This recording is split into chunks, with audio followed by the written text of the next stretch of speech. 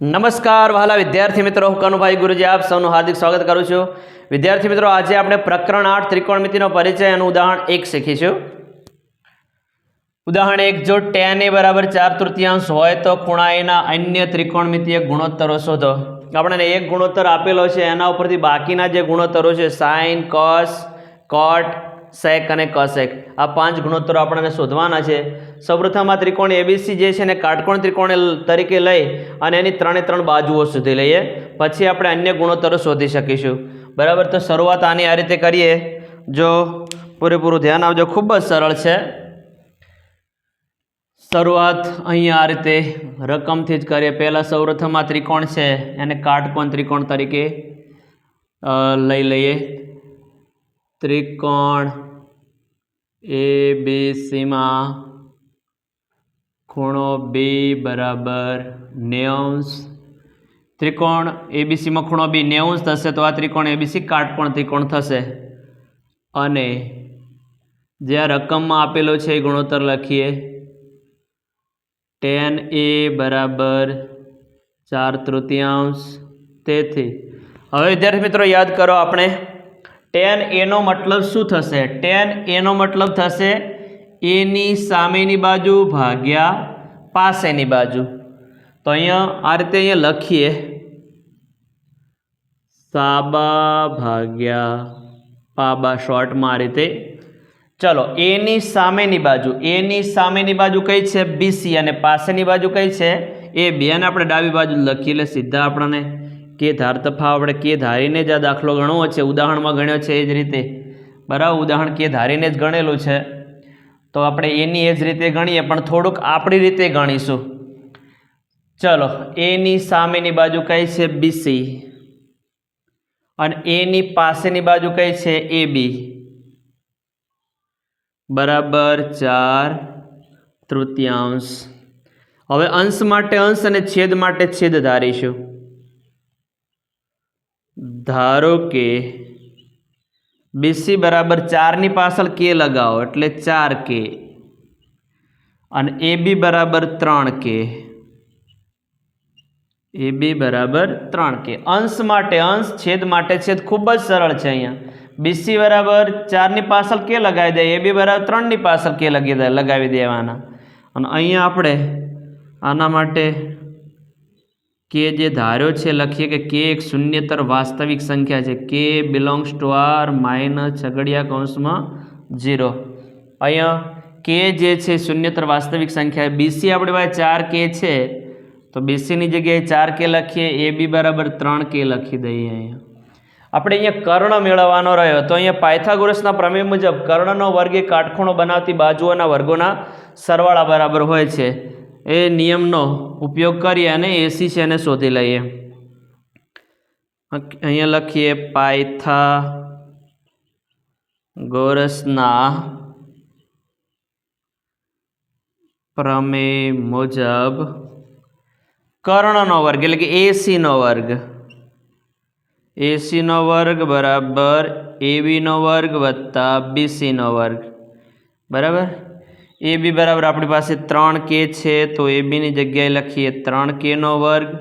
BC બરાબર 4k કૌંસની બહાર વર્ગ, 3 તરી 9k નો વર્ગ, ચોગુ 16k નો વર્ગ, 16 ને 9 25k નો વર્ગ. અને બંને બાજુ હવે વર્ગમૂળ લઈ લો, તો AC બરાબર 25 કોનો વર્ગ છે? 5 નો, અને k વર્ગ ઉપરથી વર્ગ દૂર કરી દો, તો AC બરાબર આપણને 5k મળશે, બરાબર.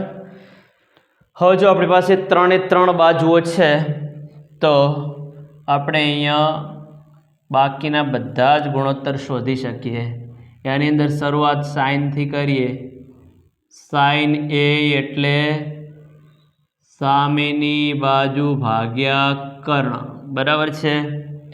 તો અહીંયા A ની સામેની બાજુ, આ અહીંયા સામેની બાજુ થશે. આ કાટખૂણાની સામેની બાજુ છે અને કર્ણ કહેવાશે.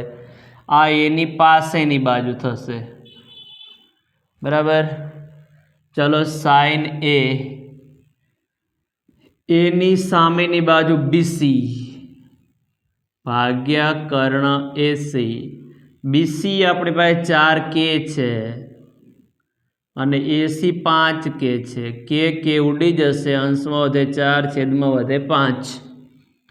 એના પછી cos A. cos A એટલે પાસેની બાજુ ભાગ્યા કર્ણ.